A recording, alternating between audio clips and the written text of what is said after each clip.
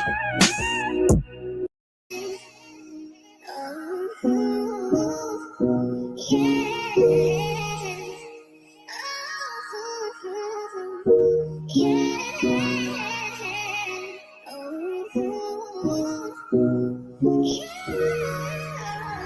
Bash, you been tripping on them hoes.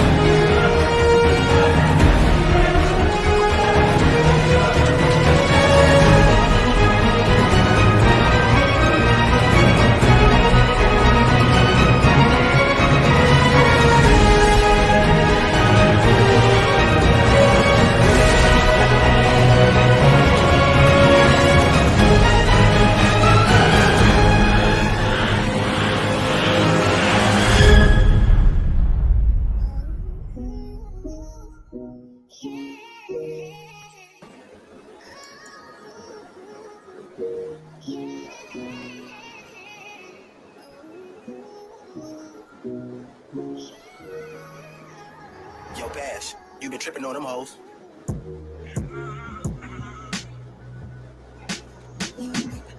Burn, burn, burn, burn, burn, burn. Burn live, y'all. Marijuanically keeping y'all connected. Hashtagging these red eyes, changing the viewers' eye red, keeping underage, smoking out social media, killing ourselves for your entertainment. Burn live, burn live, burn live. What's up, y'all? What's up, y'all? Burn live, like I said, y'all. Marijuana keeping y'all connected with politics and news. Hashtagging these red eyes, changing the viewers' eye red, keeping underage, smoking off social media, killing myself for your entertainment. Sitting here with friends and family across the world in the United States of America, killing myself for your entertainment. Sitting here with friends and family throwing a cannabisation.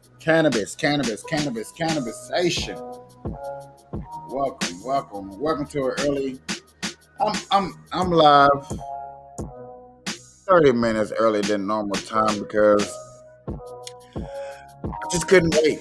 I just couldn't sit here and wait and sit back and just wait for a whole another 30 minutes to go live when I was really ready to go. I was ready to go. I was ready to get back on here. I was ready to get back to the receipts and to the conversation. You see it in the title, man. Y'all see what I put in the subscription. I'm mad at you. I'm mad at you, black and white people, you know what I'm saying? Because we are letting America get away with turning us into one of the weakest countries in the world, man. We did a lot of stats. We looked up a lot of numbers yesterday. It was a pretty interesting show of learning what to expect from America, what we're going through, what is being shown, what we're accepting. What do you accept here in America and what you don't accept here in America? Put down in the comments. Let me know what you accept and what you don't accept. There's a lot of things going on. Are you okay with everything that's going on? Are you okay with the teaching in school? Are you okay with the grooming? Are you okay that we spent $15 million on transgender sexuality, sex change in America paid for by taxpayers' money? These are things that I wonder, are you okay for? We smoking weed up here, y'all. We smoke weed. Like I said, this is Mary Water Podcast. I stream every day. It's Saturday. Good morning, good afternoon, good evening, whenever time you're watching this. I appreciate everybody coming in here. I appreciate everybody commenting in this. I appreciate everybody liking the button, subscribing to this, hitting that like button, and all that good stuff. But what do y'all tolerate? What do y'all put up with? What is y'all expectation in life when it comes to just you, and what do you expect your surroundings? I know a lot of people out there are just looking at some of these situations like it got nothing to do with me. I chuckle because I can probably look up a bunch of articles where people are trying to literally say that it doesn't concern them. Sure.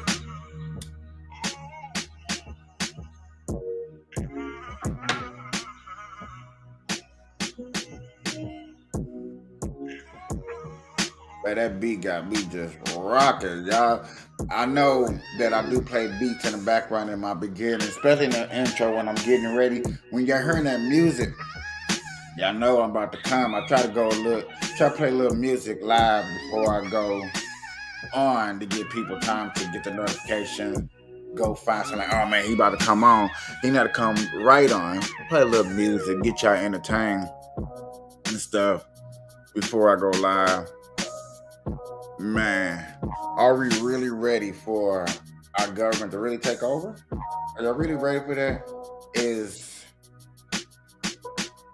climate change a big problem in America? Are we really gonna say that us driving on the highway every day is fucking up that area? Are we really gonna say that? Israel is under attack. I'm literally just saying right. Christianity is attacking Israel.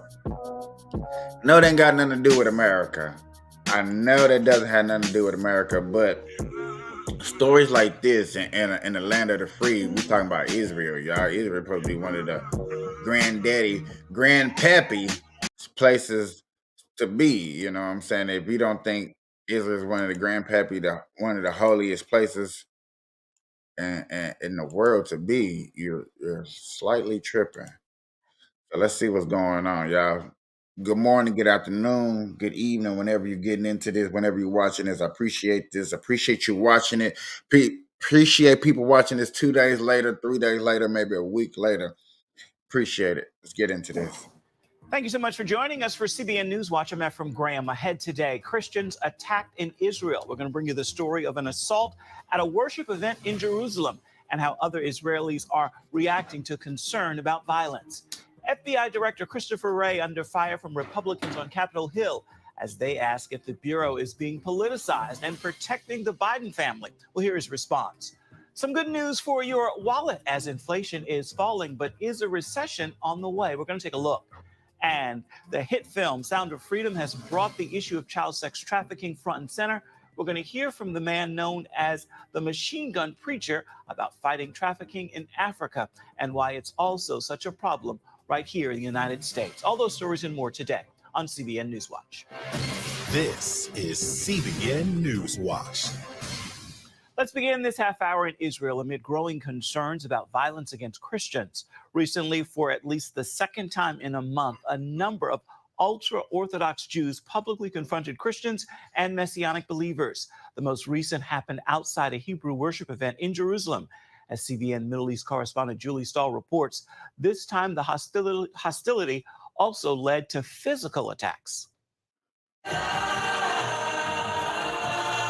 Inside the King of Kings congregation, some 800 people recently attended 2 concerts of Hebrew worship songs. It was a night of worship and singing through the scriptures, singing through the Psalms. Everyone was invited, and we were very upfront about what this event was. That was important to us, that all of the people attending knew exactly what they were coming to through the purchase of tickets well before the event. But outside, something else was going on. So as the worshipers were trying to come in, the protesters would block them. They would get in their way. They would physically put their hands on them, put their body on them. Senior pastor Chad Holland told CBN News protesters verbally and physically attacked those trying to attend the concert sponsored by the Messianic Jewish Alliance of Israel. Several people that got harmed, they got accosted. We were being told of several people who got hurt.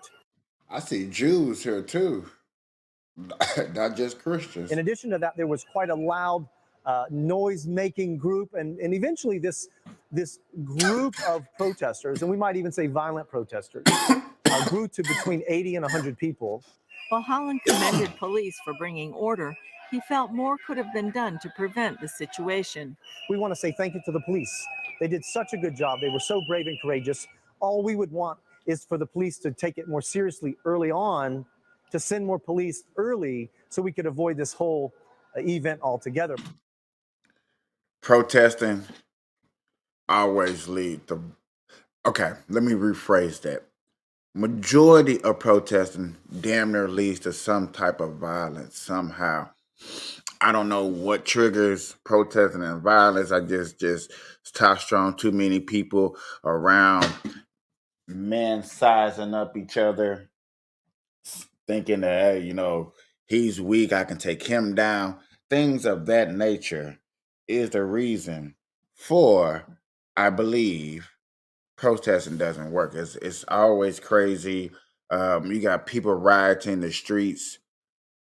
I do believe in France over a kid getting killed by, he was joyriding in a car and got killed because he was almost ran over a police officer.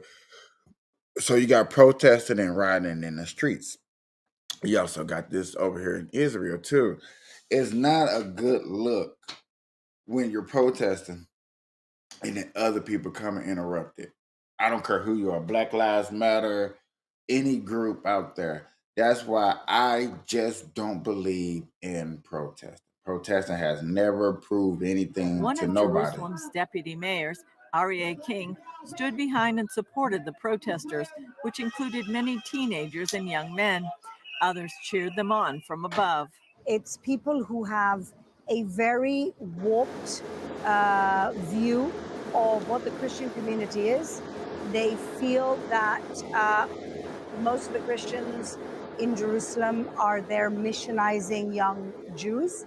I've tried to explain to them many times that that's not the case. Another Jerusalem deputy mayor, Fleur Hassan Nahum, told CBN News she and other leaders tried to convince King what he was doing was wrong. It was very negative, incendiary. The mayor condemned it, half the city council condemned it, and told him to his face that all he was doing is inciting hatred. While she says the group is small, Hassan Nahum is still concerned about the violence against Christians. You see the pushing. I would like to think you see the push. You see people upset. You see people trying to run and get out the way. That is not what we want. Rabbis. That is not what you want when you're looking at just speaking out and like, okay, these people really want their voice here. Just like over here in America with the LGBTQ and the violence that's incentive on them. They protest. I have nothing wrong with the protesting. What I got wrong with is when they protest, where is the actual reports to back up their allegations? That's what I would like to see to help us grow as a community. So I'm like, okay, this is what's going on. Cool. All right, let's go. Let's better ourselves to move forward. And if we can move forward, then we know where we're going. You know what I'm saying? If we don't know where we're going, then our protesting is going to lead to rioting and things that are happening right now. To condemn any type of violence or protests. So it's not the mainstream, and it's not even the mainstream Orthodox, and it's not even the mainstream national religious. It's a small marginal group, a few bad apples that ruin the basket. Phaedra Shapiro, who heads the Israel Center for Jewish-Christian Relations, sees it as democracy in action. It was clear that the police were protecting the rights of concert goers. I mean, this is still a democratic country, and that includes the democratic right to protest. so long as it doesn't harm law and order. On the other hand, she's concerned about the growing dispute. There is a growing polarization in Israel, and that really has nothing much to do with Jews and Christians, and everything to do with politics and a certain sector that feels emboldened to act in increasingly undemocratic and sometimes brutal ways. While Israelis may be sensitive to the idea of missionary activity, Shapiro believes those who would protest a Christian event are relatively few. She also feels Israelis should turn their energies elsewhere. I think that our mission as Jews in Israel, it seems to me, needs to be building a vibrant Jewish identity among our people and not protesting a music concert. Holland emphasized that there was no intent to evangelize. He says what happened exposed people's hearts. Worshippers were coming for one heart of love for God, love for one another, and the protesters had a different heart motive, and they didn't seem to care if someone was a man, a woman, a grown person, a child, an elderly person, or a baby. They didn't seem to care. They were going to promote this violence, make this noise, and again, we believe they were just grossly misinformed about what the whole event was. The musical evening has been an event for years. Holland says he hopes next time they can come up with a way to make it just that. Julie Stahl, CBN News, Jerusalem. Coming up, a contentious hearing in Congress with some Republicans accusing the FBI of using its resources for political purposes and asking if the Bureau is protecting the Biden family, while Democrats say Republicans are trying to protect former President Donald Trump. We're going to have that story for you when we come back.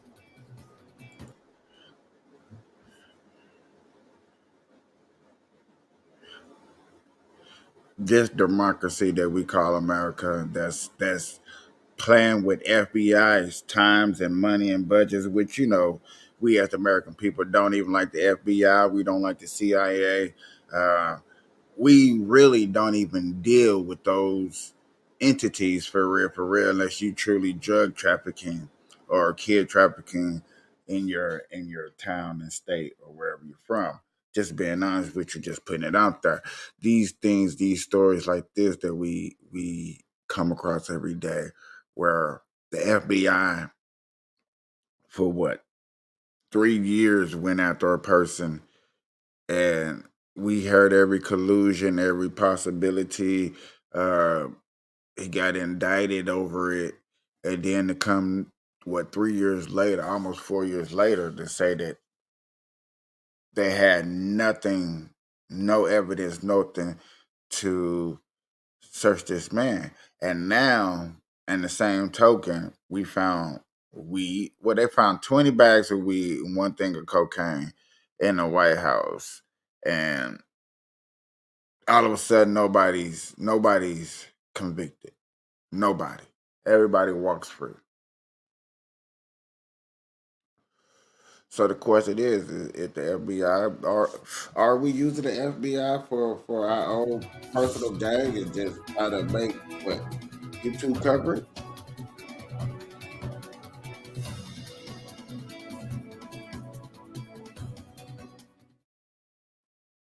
Republicans faced off against FBI Director. You gotta watch the story and watch these stories. Damn white people, damn black people. You see Christopher it. Wray on Capitol Hill Wednesday, it right grilling him here. over allegations of politicizing the Bureau and bias against conservatives. Wray pushed back, highlighting the good work of the FBI and its dedication to public service. Caitlin Burke brings us this story. We heard 2 very different messages coming from lawmakers on the House Judiciary Committee. Republicans listing off grievances with the FBI, and Democrats listing off grievances with their Republican colleagues. American speech is censored. Parents are called terrorists. Catholics are called radicals. In his opening remarks, committee chair Jim Jordan repeatedly accused the FBI of using their resources for political purposes. Claims FBI Director Christopher Wray forcefully denied. My expectation for all of our investigations, repeatedly communicated to all of our people, and this is especially important in sensitive investigations, is that our folks take great pains to be rigorous, professional, objective, following all our policies and procedures, and do the work in the right way. Republicans repeatedly brought up the Hunter Biden investigation. Are you protecting the Bidens? Absolutely not. The FBI Well, you does won't not answer the and has question. no Hold on. interest in You won't answer the protecting. question. That's the problem that we be seeing. I hope they're not going to break it down more. Is selective answering when it comes to politicians and people that we put in these offices and in these positions of power. They also trying to say that, hey, everybody in Congress needs to be drug tested. Everybody out there needs to be drug tested. Question about whether or not that's a shakedown, and everybody knows why you won't answer it. Democrats, meanwhile, accused Republicans of using the oversight hearing to protect former President Trump and return him to the White House. Welcome to the legislative arm of the Trump re-election campaign. Some members of the GOP have called for the FBI to be defunded, a decision Wray said would be disastrous for not only the 38,000 law enforcement personnel who make up the Bureau, but also for American citizens. We would have hundreds more violent criminals out on the street, dozens more violent gangs terrorizing communities, hundreds more child predators on the loose, hundreds more kids left at those predators' mercy instead of being rescued, scores of threats from the Chinese Communist Party being left unaddressed. Representative Ken Buck, a Republican from Colorado, questioned Wray over how his bureau can protect Americans while doing a better job of respecting their civil liberties. Buck brought up concerns with the Foreign Intelligence Surveillance Act, or FISA, specifically when the FBI has used it to monitor Americans without probable cause. I fear that we are going to overcorrect on FISA in Congress, that we are going to take away some tools that are necessary because there is a trust factor here that's missing. We've implemented a whole series of reforms, a lot of the public commentary about our failures. And let's be clear, we have had problems, and those problems are unacceptable, and I'm determined with my leadership team to fix them.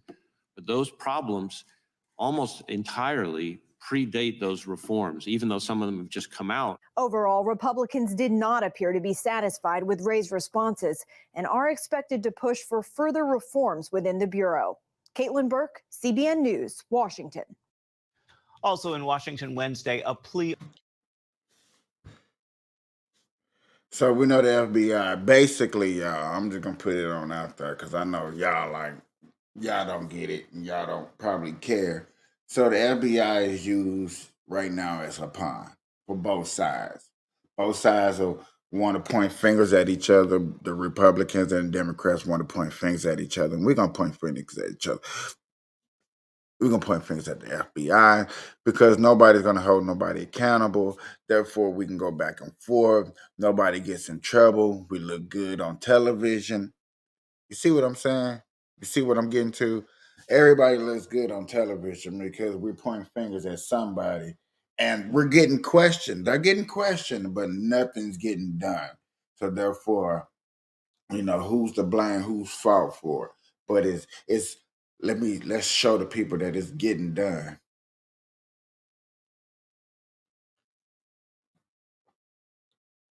That's literally what we're looking at.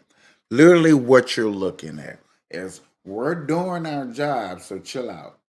If you don't like it, here's these clips, here's these shows, and here's these stuff that you can showing us that we're doing our job. On behalf of persecuted Christians at a hearing on religious freedom. New Jersey Congressman Chris Smith, alongside a pastor who led more than 60 Chinese Christians out of China. This is really a day of great celebration, but it's also an appeal to Xi Jinping and to the UN and to the government here and governments of all democracies to speak out on behalf of religious freedom. This persecution has got to stop. The story of the Chinese congregation known as the Mayflower Church is one of faith and perseverance. Congressman Smith worked with the pastor of the Shenzhen Holy Reformed Church to find asylum in America after they fled China to South Korea and then Thailand before heading to a new home, which is now in Tyler, Texas. Some positive news for your wallet on inflation, now rising at the lowest annual rate in more than 2 years. But the economy is not out of the woods, as a recession could still be on the way. Mark Martin has this story. The latest report from the Bureau of Labor Statistics shows inflation is continuing to drop. Prices rising at a 3% rate, the slowest pace in 2 years. That's thanks in part to lower gas prices, airline fares, grocery costs, and even cheaper used cars. The Consumer Price Index shows price increases easing a year after inflation spiked to its highest level in 4 decades. The inflation rate is down from a 4% annual rate in May. Experts say that means wages are now finally rising faster than prices. Although prices are rising slower, shoppers can still expect some sticker shock compared to pre-pandemic levels. I mean, they're literally trying to tell us that job raises is moving faster than prices on meat, where you see $6.99 for some fucking $7.84. You paying over $5. Everything you touch in the store, you're paying over $5 for everything. It's 5, 10, 15, 20, 25, 30, 35, 40, 45, 50 when you're going shopping now. You hear a little $3.99, a little $4.99, but that's $4. You're literally paying $5 for everything in a damn grocery store these days. Stop playing. Like, really, really look at it, y'all. I know y'all like whatever, but looking at the statistics and looking at stuff like that, yeah, bro, you're only paying. Come on now. I'm not playing. Prices are still rising for the most part, but they're rising at a slower rate. That is still an obstacle for consumers. You know, you think about building off this ever higher base. I mean, that's a really big deal for bigger ticket items like rent. Shelter costs are actually driving about 70% of that monthly inflation increase. So that's still a real trouble spot. Plus, prices are still above the Federal Reserve's 2% target. Economists are keeping their eyes on whether this trend continues through the summer. E.J. Anthony of the Heritage Foundation weighed in on CBN's Faith Nation. Unfortunately, inflation is settling at 3%. It has been trending down, but if you look at the monthly increases over the last year, what you find is that 3% has essentially become the new baseline. In other words, there's no sign that we're going any lower from here on out. There's no sign that we're going to get to that 2% target of the Federal Reserve. And as far as a potential recession, Treasury Secretary Janet Yellen says it's not completely off the table. Anthony expressed his concern. I don't think there's a way out of this without a recession. You can't spend, borrow, and print trillions upon trillions of dollars and not expect any negative consequences. I'm not sure when we forgot that. Another question is if the decline will affect the Fed's policy of hiking interest rates to bring down inflation. While economists say it appears those hikes are helping, they're still putting the squeeze on Americans trying to pay down credit cards or buy a home or a car. Mark Martin, CBN News. Still ahead, fighting sex trafficking of children. We're going to hear from the man known as the Machine Gun Preacher about how he's rescuing children in Africa, as well as why the U.S. is one of the worst countries in the world for child trafficking. We're going to have the story for you next.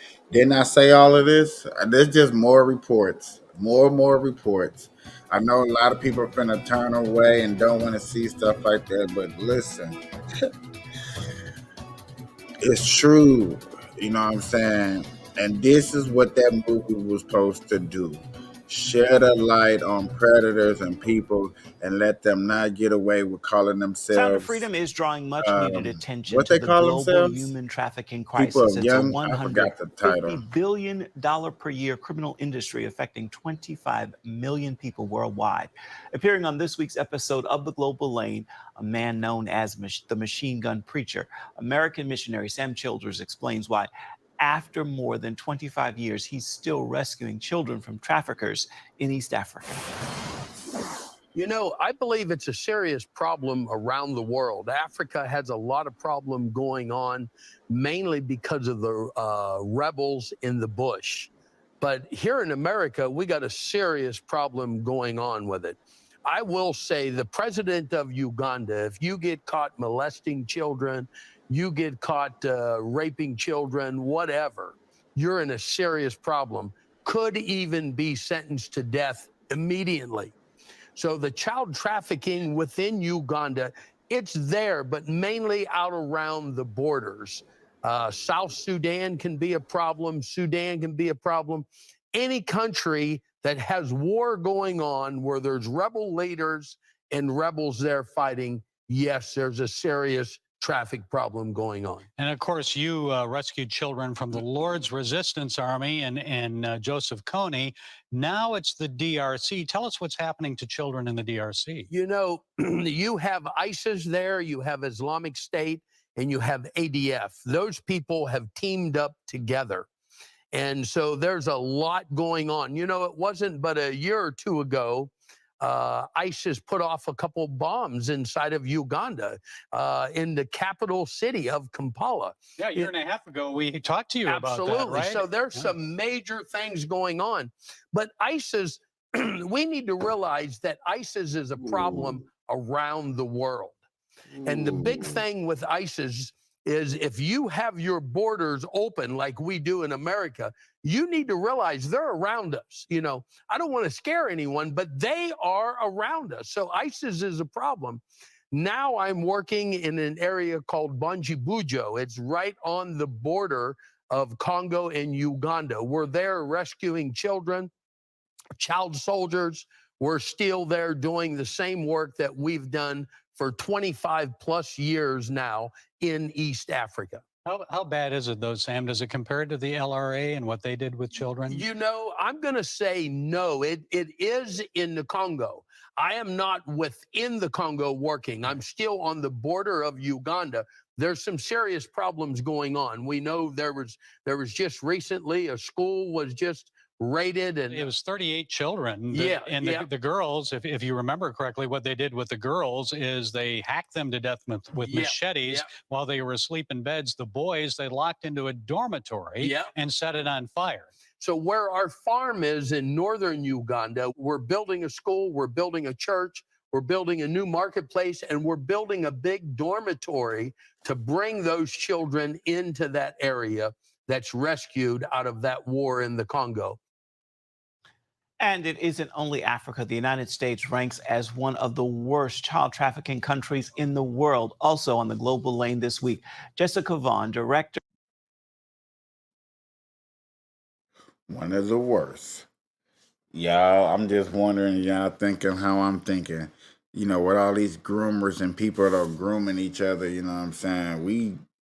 We're trafficking our own kids and don't even know it. We're grooming our own kids and don't even know, don't even see it. And some of us are allowing it in school. And as soon as you hear it, you're like, okay, I'm mad about it. But you're not going to the school and stopping it. You're not protesting like you're seeing these people out here protesting about this, truly trying to shut it down. And that's okay.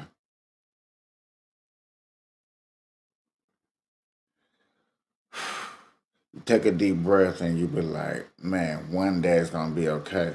But then you like, no, it's not going to be okay because we have to fight.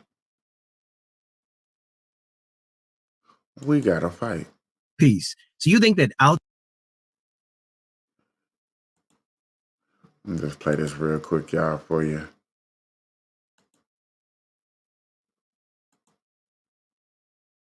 Chess only a word in the ghetto? Interesting.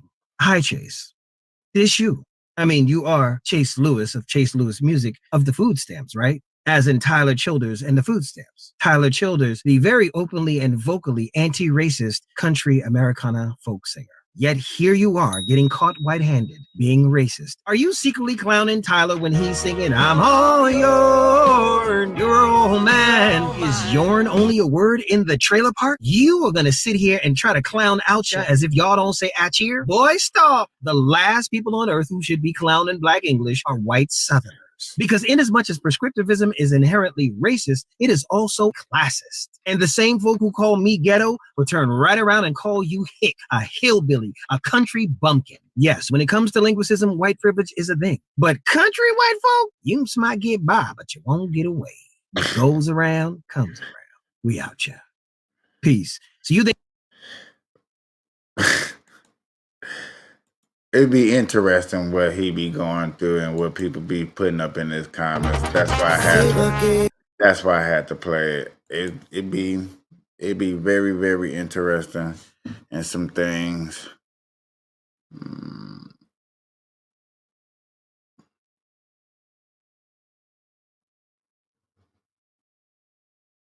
There's a lot of ways to get money.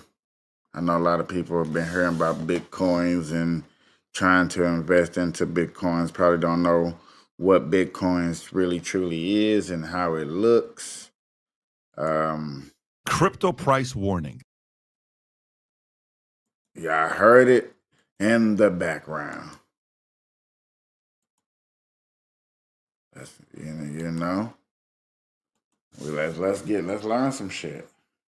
China, Biden, and the Fed could be about to destroy all value of Bitcoin. Okay, so let's see if this is just a propaganda, if there's any credibility to this story. With CBDC, Bitcoin price has doubled since November, reaching around $30,000 per Bitcoin. Despite criticism and negative declarations, Texas Senator Ted Cruz has warned that central bank digital currencies inspired by Bitcoin and digital currencies could destroy all value of Bitcoin and undermine its anonymity and decentralization.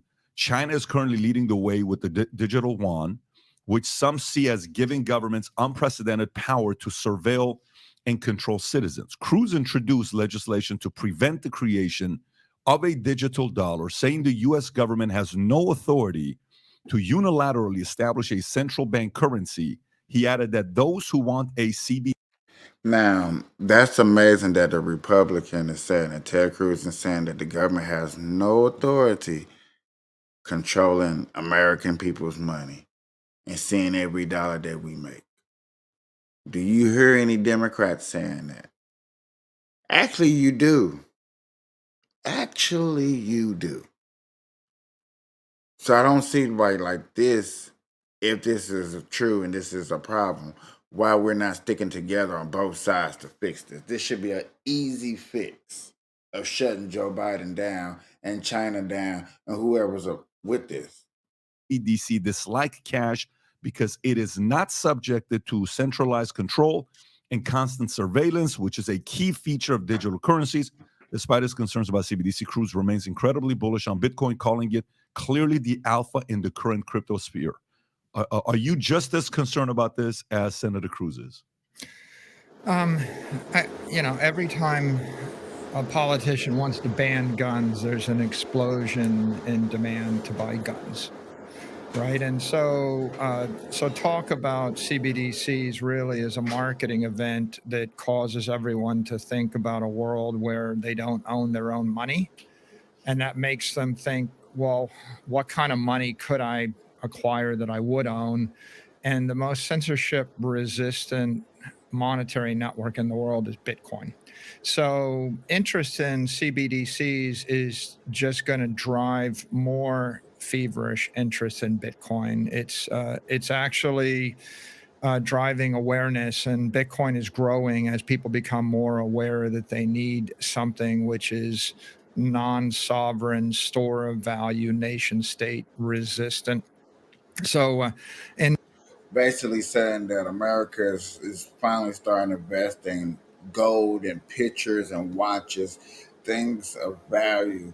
You are starting to see that because we are learning that the paper dollar is starting to be worth nothing. As you see right in front of our faces, they're trying to get rid of it. They're trying to turn it into electric so they can control us. Basically, why people can't speak in terms like that so everybody across the board pick up more viewers, or do we have to really sound intelligent so we can undermine so everybody don't comprehend what's going on? Everybody don't get it, and then some people like, man, that's boring talk. That's fucking boring talk. if there's hyperinflation, people want Bitcoin. That's why they are thinking about Bitcoin in Argentina or in Nigeria or anywhere in Africa right now.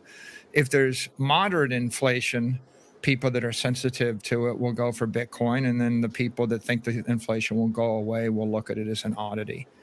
But money is it's a store of value, a unit of account, a medium of exchange, and then there's a fourth characteristic that we don't talk about. It's the thing that's not said. It's a system of control. So certain monies are easier to control than others. For example, we talk about gold as money, but you ever try to carry a gold bar through an airport? Very heavy. Try it next time. They won't let you through, right? In fact, if you tried to carry $100,000 of gold through an airport, not only would you not get through, but the assumption would be you're a criminal, you stole the gold, and they would just take it and keep it without a court order. Now, try to...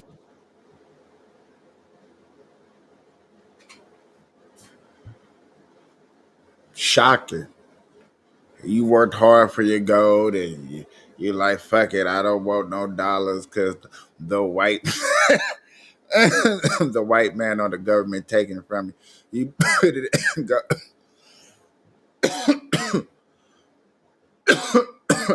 you want to travel with it. You probably can travel with a bar this big and they're gonna take it with it, no court order. Y'all telling me that's crazy. And he's telling you. You know things are true when, I hate to say this, but you know things are true when white folks telling it to other white folks. There ain't no black people around. And they trying to put each other up on game. Now we trying to put each other up on game on the internet. That's the beautiful thing about YouTube and the internet and all of social media, is those that trying to put each other up on game. That's what we trying to do. That's it. Carry $100,000 of cash through the airport. You ever try that? Put it in a bag and just, you can put it in a bag, and as you're walking through the TSA check or the X-ray machine, just nonchalantly say to the officer, yeah, I'm carrying $100,000 of money onto the airplane, right? You won't get through. Now, not only will you not get through, they'll just take your money, right? They'll just take it, and the assumption will be you stole it, okay? So cash is a unit of control. Now, put $100,000 in a bank and try to wire it to someone, or just take it out, and they're going to ask you why. Tell them it's none of their business. Try to send it to someone privately. Tell them you just want to send it to a numbered Swiss bank account, right? See how that works. That won't work, right? That's a system of control. A couple of stable coins have been getting shut down. Paxos's BUSD got a Wells notice. They got shut down, and Custodia tried to launch a bank, and they wanted to issue AVITs. AVITs were digital dollars, and they were digital dollars that were going to circulate on crypto networks.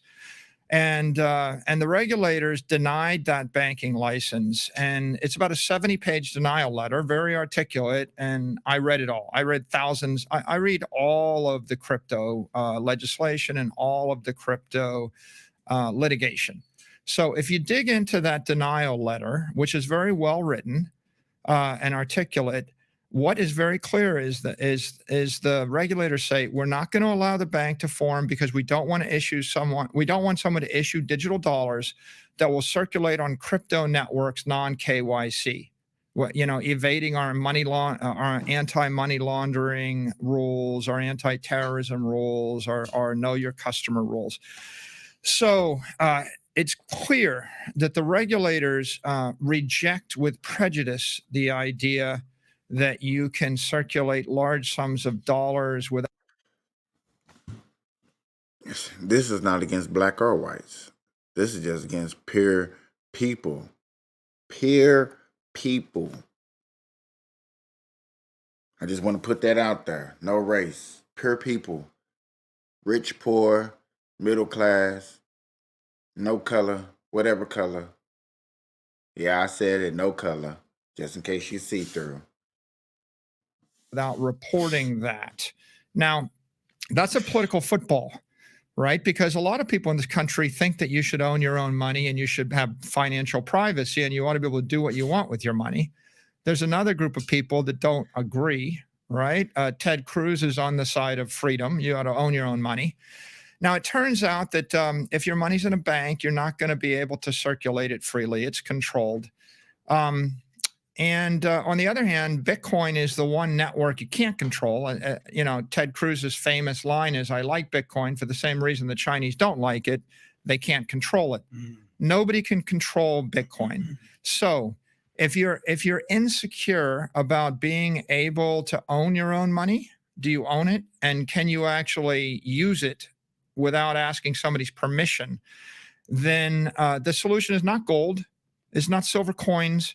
It's not stacks of cash. It's not money in a bank in the US. It's certainly not money in a bank in Lebanon, Argentina, anywhere in Africa. Those banks won't let you take your money out of the bank. Go look at Nigeria, $42 a day. That's how much you can take out of the bank. They're keeping.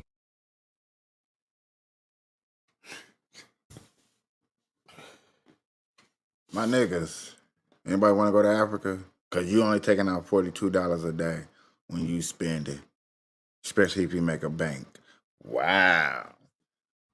So you really have to think about, when you're thinking about investing in, and I actually know people that's thinking about investing into other countries. You really have to look at the fine print and break down the silicals, the centimeters, the millimeters of what a contract is, just so you make sure that you can get your money or spend your money the way you need it. You're trying to build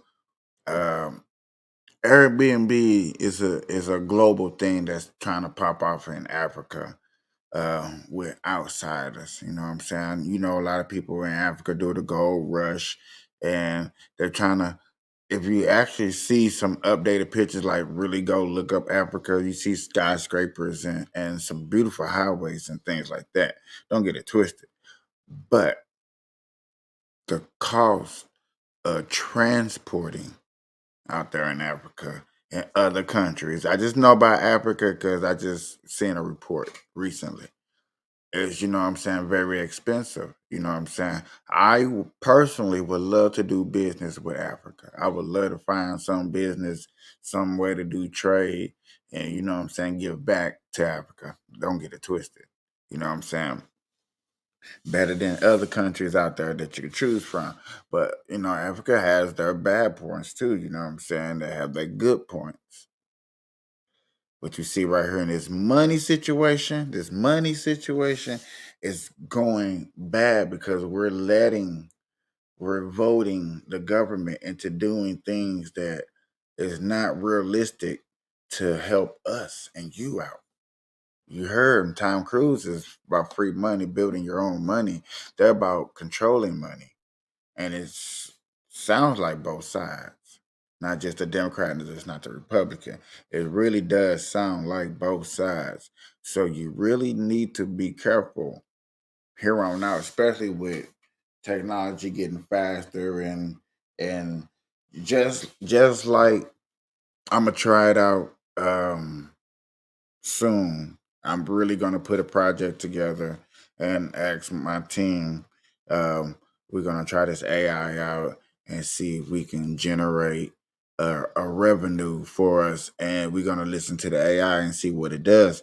I really been sitting here plotting and thinking about that project and see if I could put it together.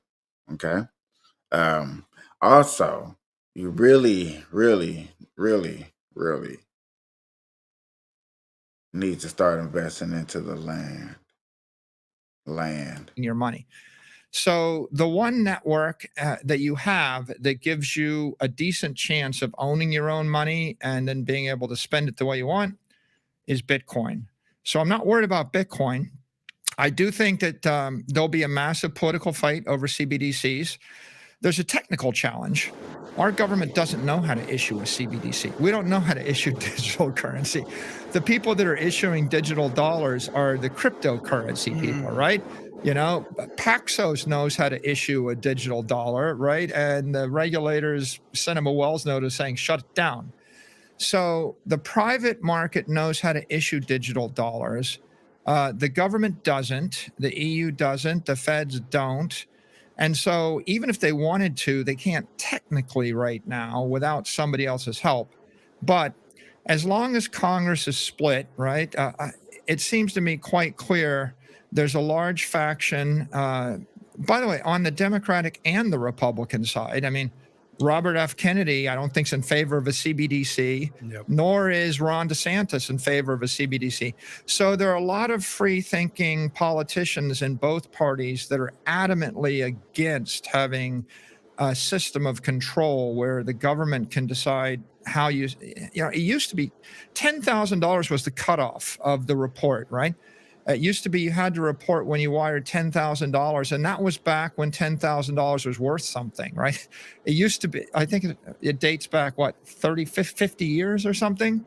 So it used to be $10,000 was a lot of money, and then they kept the $10,000 limit, and inflation creeped up, and pretty soon $10,000 is not nearly so much money. And what we're seeing is an encroachment of that, where now people are starting to lobby for the government to get a report on everything spent more than $600, and they lower the number. But who is supportive of that? I mean, right now, if you look at Federal Reserve, here's a tweet from Ron DeSantis you were talking about. April 7, the Federal Reserve has made no decision on issuing a central bank digital currency and would not do so without clear support from Congress and executive branch, ideally in a form of a specific authorizing law. A CBDC would not replace cash or other payment options. And then DeSantis at the top says it is not merely ideal that major changes in policy receive specific authorization from Congress. It is constitutionally required. Unaccountable institutions cannot impose a CBDC on Americans. They will tell CBDC won't be abused, but we are wise enough to know better. This wolf comes as a wolf. Michael, the question I'm asking is this whole thing with 600. Forget about the politicians that want it. We understand why they would want it. You can control and see what people are doing. What average voter wants to vote for this? Who the average American that would say, I'm okay with this?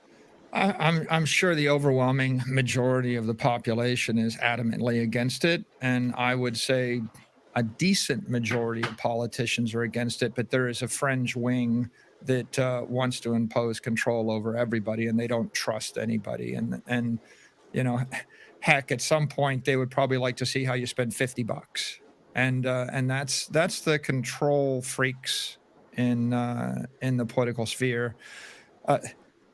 Politicians have shown themselves quite capable of interfering in your private affairs, and the last 3 years have shown anything. They've shown that people can come up with some justification to tell you how many people can sit at your dinner table on Thanksgiving, right? And so there'll be some of them.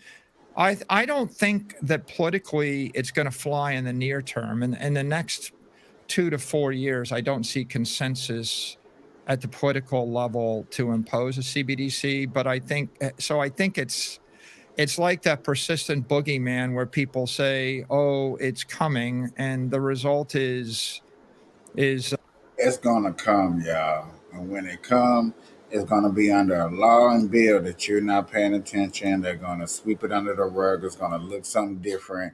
We're not gonna be able to pay attention to what it is, and that's how they're gonna bring it to us. Politicians, especially Democrats, they love switching up the bill.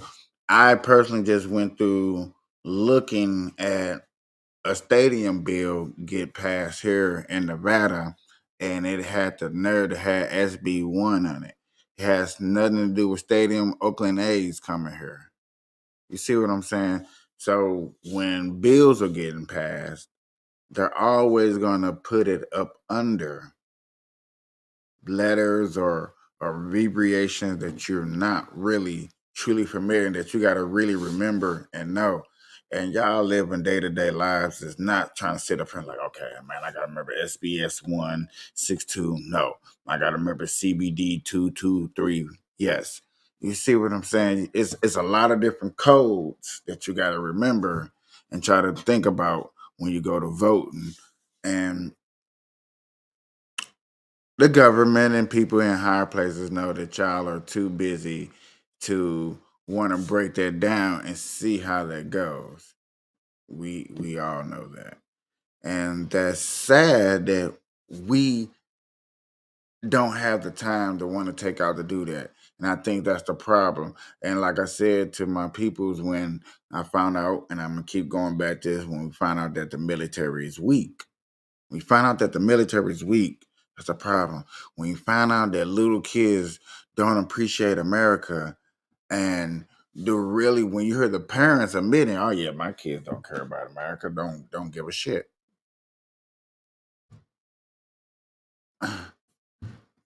It stings because you know that in the future, our future, America is going to be easily able to take over because a lot of people are not going to care about the military. Not people are not going to care about this country and what's going on and how we react to another country try to take us over. Period. You see what I'm saying? And if you don't, then I'm sorry. You know what I'm saying? But that's what I see. It's really starting from weakening minding the man and then putting in the laws. And then now we trying to put it into commercials, into Walmarts and Targets and stuff like that. Man, if all of that stuff would have sold, they probably would have took down the red, white, and blue and put up the flag and be like, come get us. That was the flag to come get us. That's the flag to come get us. Y'all probably don't like that. But that's how it looks. Like, hey, we don't care. I ain't trying to make fun of nobody. I'm sorry. I need to understand that certain things is going to be strengthened, certain things is going to be able to accommodate for us as Americans. Don't take our dollar away. Don't take my freedom of speech away. Take some of, if we want to do cuts, let's take some of these budget cuts. Let's listen to everybody, both sides, and see what's literally right. If people say that things are harmful and they can prove it are harmful, do not say that they are lying and are harmful. Putting our money into digital is harmful. You can't see that. You go to sleep, you wake up, internet's off, the electric's off. You don't know what your money's doing. Anybody think about that? People don't think about that. I think about that. Where people like, well, man, electric off, man, you still got portable chargers. Okay. All right. I don't work at Microsoft and AT&T. Okay. So I know how that industry works from a really work perspective and what they teach a group of people to go inside there and do. I had arguments with employees when we were data collecting on cell phone towers during the Obama administration. Then you looking up that, hey, you can actually look up people's telephone records, and we're looking up telephone records. You see what I'm saying? All of this, and I just jumped around and for this subject, but these subjects actually have a shoestring or a spider web because they all web together. They all come together. And that's why we need to go vote. Hey, I don't like because you voted to put our money all in the web, but you gotta go. You and your whole committee. Sort of like what Trump did. We gotta clean the swamp out. And not racially clean out the swamp. Not okay, because you white and your ancestors was racist back in the day, back in the day, you can't work. No.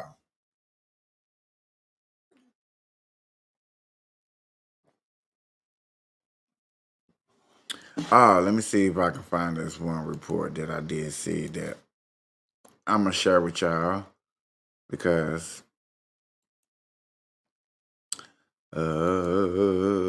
it needs to be shared.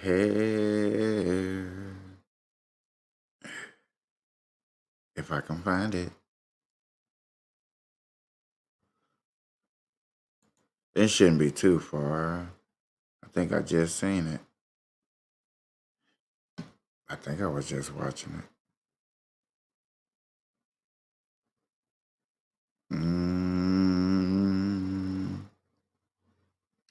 I think I was just watching it. Maybe I wasn't. Yes, I was. All right, guys.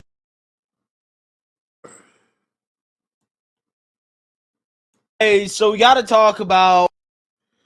Oh, yeah. We got to talk about it. And I think y'all really should hear this one out for real, for real.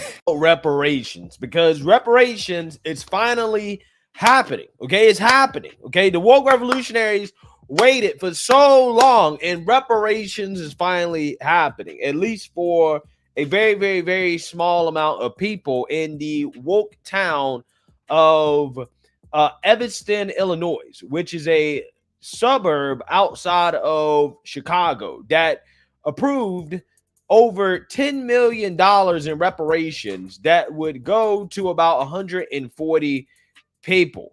Now, they're going to receive about $25,000 each. And I want you guys to watch this news clip to get a better understanding of what's going on here, because people are saying that this is a blueprint for the United States to give out reparations on a federal level. Take a look. Is moving forward with a promise to pay reparations to its African-American residents for facing years of discrimination. Clearly, this is a very controversial issue. Evanston, Illinois set aside $10 million over the next 10 years for the reparations fund. There are a lot of critics who say this is just a government handout. Supporters say it's one step in the fight to address a history of wrong. They want to be a model for the rest of the country. And Nick is here with a closer look. Evanston is the first to do this, right? They are indeed, Adrian, and it could be a test run for the entire country. Communities throughout the country are keeping a close eye on Evanston, Illinois. That's because the Chicago suburb is doing what they said they were going to do: pay reparations to Black residents that dealt with discrimination decades ago, a move considered by many to be a test run for the entire country. $10 million over the next 10 years. It's the promise the Evanston, Illinois City Council made to its Black residents back in 2019. Of course, it's not the 40 acres and a mule, but it's a start. Evanston is the only municipality nationwide that is using a reparations fund to pay Black residents who were discriminated against and faced a lack of access to housing. To qualify, individuals must have lived in the city between 1919 and 1969 and were at least 18 years old. I'm exceedingly full of joy to see that there are people who are recognizing people of color. It's a long process, but for those who were approved, they will receive $25,000. Of the 48 reparation recipients so far, some have decided to use that money for home improvements or mortgage assistance. As other cities like St. Paul, Minnesota and Amherst, Massachusetts look to start their own reparations committee, critics argue the reparations payments are simply government handouts. I've been saying this from day one, that reparations is more than cash payments. And it's unfortunate that that has become a linchpin or a starting point for people who are against it. There's a myriad of other things in reparations. But in California, a decision to take up recommendations for reparations sits with the state legislature after a reparations task force delivered an 1,100-page report to lawmakers and Governor Gavin Newsom. Included in the document, recommendations for dozens of policy changes and payments of up to $1.2 million to those who are descendants of Black slaves or those who had relatives that arrived before 1900. The time has come. America must step up. It's not just the well-being of people of African ancestry that is on the line. It is the very heart and soul of this country. Adrian and Mark, in each of these places where reparations are being considered, questions remain among them. Who will pay for it? And where will the money come from? As for the city of Evanston, they're funding their reparations program through marijuana and real estate transfer taxes. Back to you. All right, Nick, thanks so much. Yeah, so you seen that, you heard that, okay? They are funding reparations via marijuana taxes and real estate transfer. Nigga keep smoking that weed so black people can get paid. Go on and hit them dispensaries up. Everybody. Stop buying from the streets. Okay? Don't buy nothing from nobody off the streets. You go right to them dispensaries, you spend that money. Because black people finna get paid.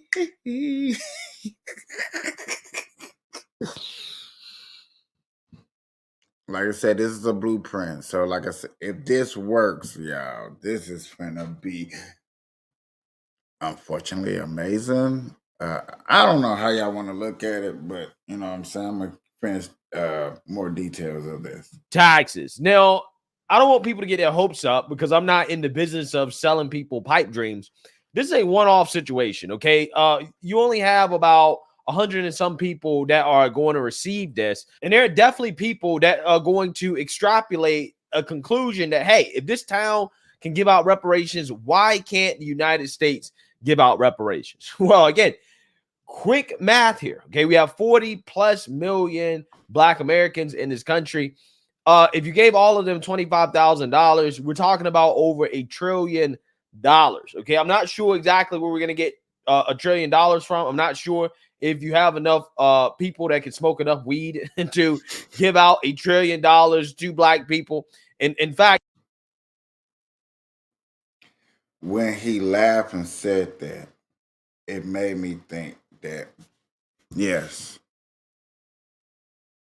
the weed industry alone is $1 billion industry. Man, everybody is putting their blueprint. People are coming out of poverty. Like I said yesterday, you can't name another country where weed has brought a state that was failing, that was starving, that didn't have no jobs.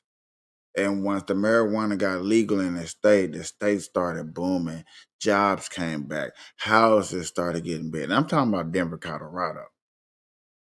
Okay. Yeah. I don't know what state y'all thought I was talking about. I'm talking about Denver, Colorado. This happened definitely in that state. You can go look at the numbers. You can go look that up. So yes, if reparations came from marijuana and marijuana had to pull out $1 trillion, hey man, fuck it.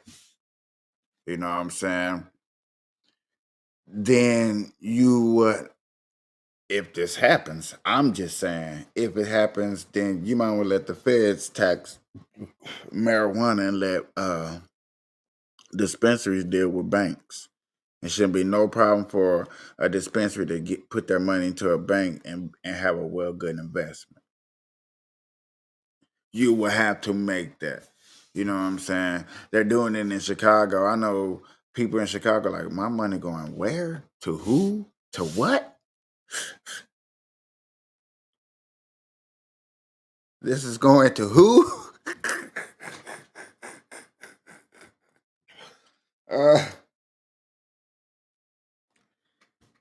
Don't be surprised if some people like, you know what? I think I'm going to just put this down. Don't be shocked. Just as many people put down, some people are going to pick it up too and be like, you know what? I'm helping people get reparations. Hell yeah. Get those reparations. Make me feel like this business right here, be smoking weed and talking with you, marijuana be bringing you the news, is paying off. I mean, it would basically be a transfer from black people to other black people because, you know, a lot of the weed smokers are probably going to be black, right? There'll be white folks and other folks mixing in as well, too.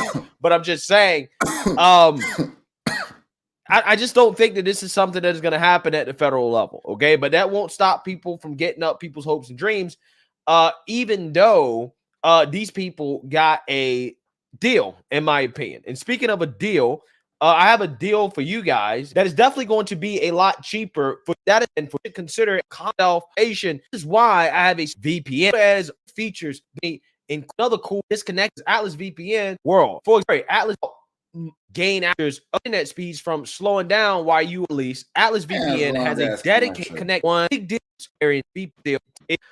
in the UK, a conservative author slash political commentator, in which he gives the best takedown of reparations that honestly I've ever witnessed. Okay, it really is a thing of beauty because this guy is just speaking straight facts here. I really want to share this because I think that this is probably one of the best arguments against reparation I've ever heard. So without further ado, let's roll the clip. The problem is we've forgotten how to be genuinely proud of our great countries, both America and United Kingdom, two of the greatest countries in the world. It's almost like every day now, somebody somewhere, normally on the left, the woke left, is queuing up to find a reason to hate the countries and their histories.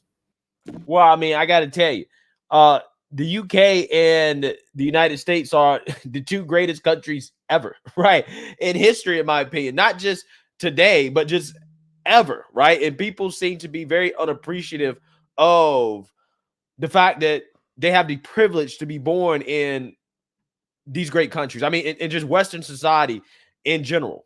Well, it's a kind of grievance competition. Your guest earlier just tried to engage in it. I don't know what hurt she believes she's had from slavery. All of this was addressed 2 centuries ago. Everything has consequences. All history has consequences and ramifications. But, if we were to play this fairly, we would at least look at all of the countries around the world that engaged in the slave trade who are simply not interested in any form of reparations. The Ottoman Empire, all the Arab countries who not just traded far more slaves than across the Atlantic, but castrated all the men so that there wouldn't be any more African slaves after them. They worked them to the bone. I see no interest across Africa in paying reparations for selling their brother and sister Africans into slavery or for work. Did he say Africa paying reparations for selling their brothers and sisters? I just want y'all to hear that one more time. Just traded far more slaves than across the Atlantic, but castrated all the men so that there wouldn't be any more African slaves after them. They worked them to the bone. I see no interest across Africa in paying reparations for selling their brother and sister Africans into slavery or for working them to the bone to the present day. There is slavery across Africa today. In fact, there are more slaves in the world today than there were at the height of the transatlantic slave trade.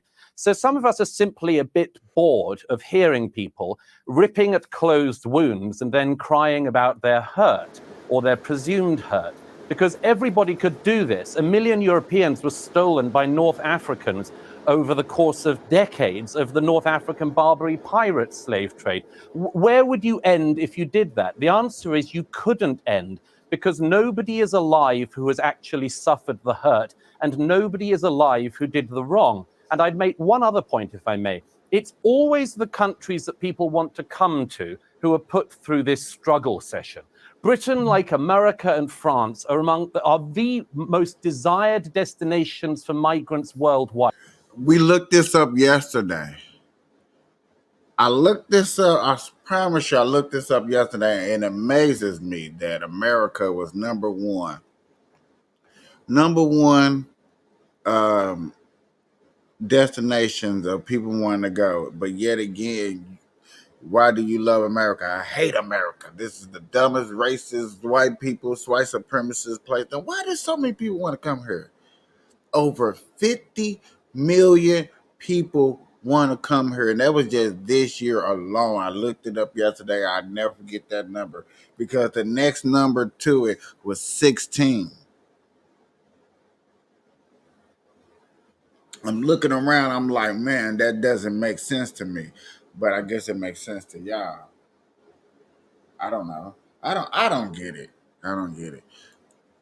And have been for centuries. Why is that? It's not because we're racist, it's because we're better. It's because we're good. It's because when we see racism, we actually call it out and recognize it as a sin. Try finding that across Africa. They can't, right? They can't find it in Africa. And that's why a lot of the woke revolutionaries, they want to boo-hoo-whine and cry about how bad America is, and America's a terrible country, and this, that, and the other. They won't go to Africa, right? They won't leave and go and, go to Africa and live among, people that, apparently are not racist. But see, again, they don't understand. They may not necessarily have what we, define as, racism or black versus white racism, but they definitely got tribalism, right? They definitely got tribalism. I mean, and a lot of people have died simply because, hey, you know, they belong to the wrong tribe, a part of the wrong ethnic group or whatever, right? I mean, Rwanda, okay? I mean, we all know what happened with that massacre. There are a ton of them that happened in Africa. And again, I'm telling you, a lot of these people know, right? But again, like, you know, Douglas Murray is saying here, he made a great point. A lot of people are bored, right? They're bored, okay? And again, this is a first world problem, right? Because when you live in a country or countries that are so great, where your life is so good, you don't have anything else to do but to beg for more, right? To say, oh, my life is so bad and you owe me some money and blah, blah, blah, blah, blah, blah, blah, right? A lot of these people making money themselves, getting rich, okay, pretending to be victims. Yeah, this is what you get. But again, they won't put their money where their mouth is and actually, you know, go to some of these other countries that they claim is so much better than the United States, where there is no black on white or no white on black racism. They won't do it, right? They won't do it because who knows? They might end up being slaves there, right? Again, I'm just saying. And also the point he made about how whites were enslaved. Not only that, you had Arabs enslaving people. Again, nobody's interested in getting reparations from the Arabs or the Africans, okay? Some of the biggest slave traders on the planet. Again, arguably, they're still the biggest slave traders on the planet. And all these woke revolutionaries that hate slavery so much, they're silent about it, right? They ain't got nothing to say about it. All of a sudden, they're not freedom fighters anymore, right?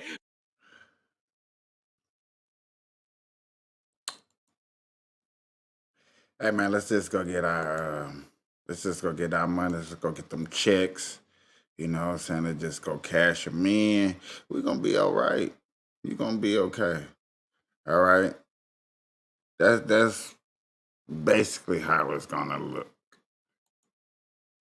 Basically how it's gonna look.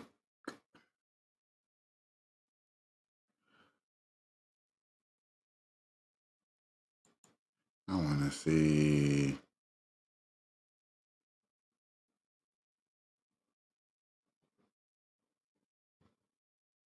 USA. Think I'm going out on this note.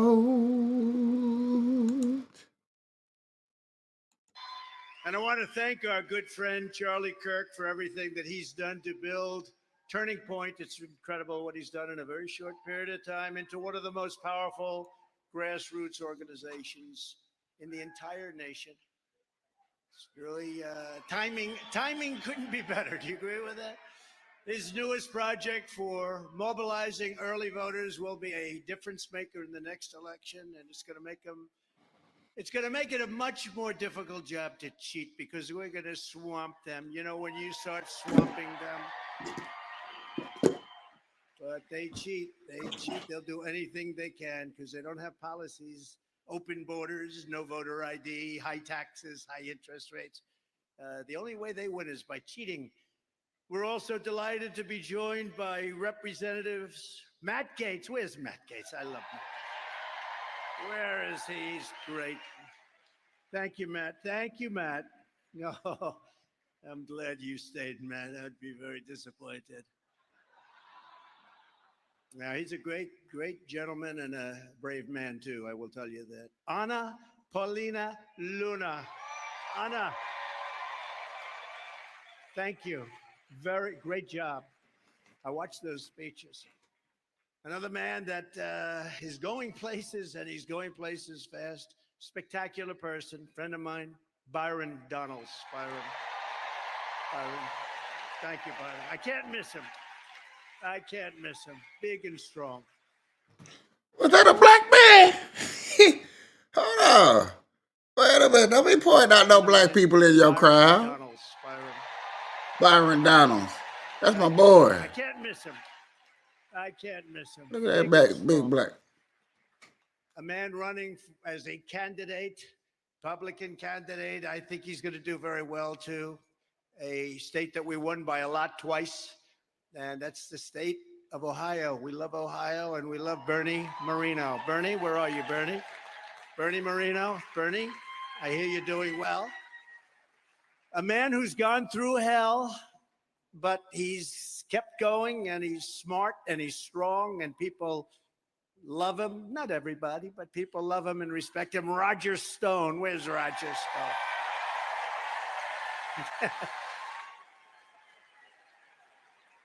And another man, I said maybe I shouldn't be introducing him because he's a consumer man. He's not really a political man, but he turned out to be a very good political man. He understands what's happening. And every time I introduce him, he gets a tremendous applause. Mike Lindell. Mike. Good, Mike. He never lets us down. And speaking of fighters, this is a true fighter. This is a real fighter. That man finna go all through this room and start just complimenting people. That's what's up. Oh, shit. Hold on.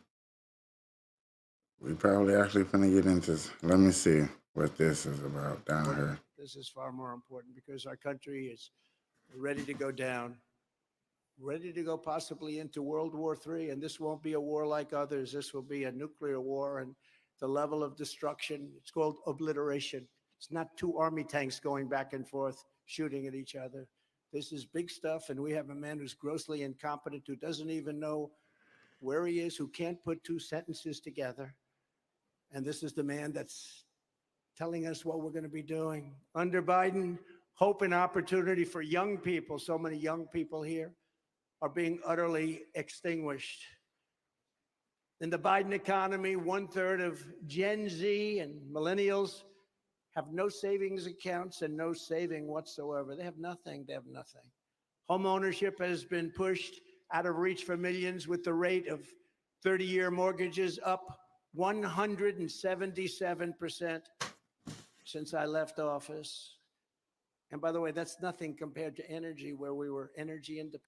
You see how he put up the numbers? This is what's going on. This is the numbers.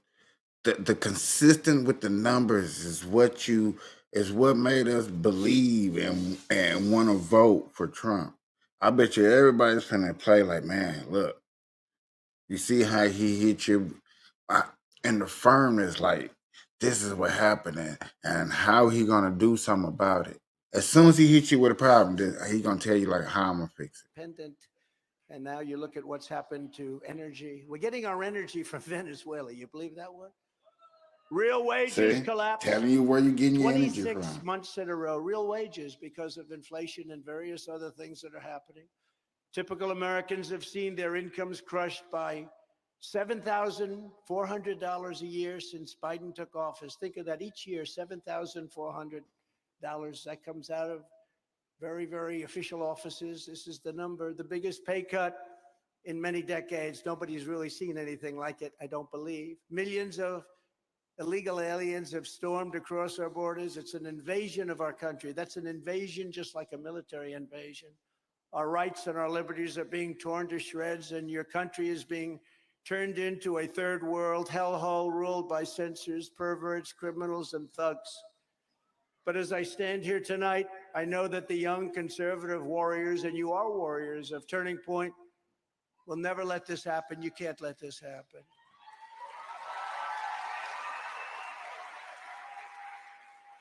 Every day you defend our values, and you never yield, and you never will yield.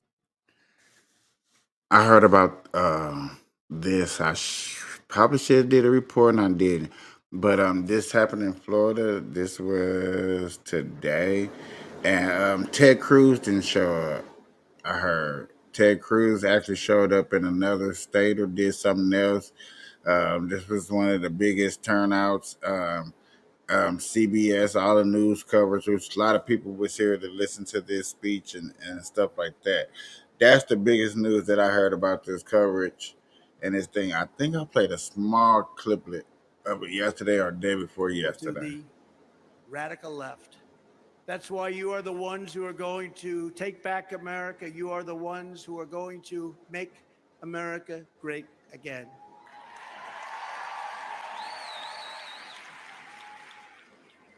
From the earliest days of our republic, every generation has been called to defend America. You always have that defend, but people say it not with the bravado that they say it now, because now they really mean it. We're in big trouble. Today, the greatest threat is not from the outside. The greatest threat is the sick, sinister, and evil forces trying to destroy our nation from within. If you have the right leadership, China's not a problem. If you have the right leadership, Russia's not a problem. They would have never done what they did. Believe me, they would have never done. That's what you want to hear from your president. That is the reassurance that makes me want to, like, man, we need that man back. We need him back, y'all. Hey, this is another show, man. I appreciate people stepping in. I'm not going to hold you that much longer. Good morning, good afternoon, good evening, whenever time you're watching this. Please have a good day. Peace.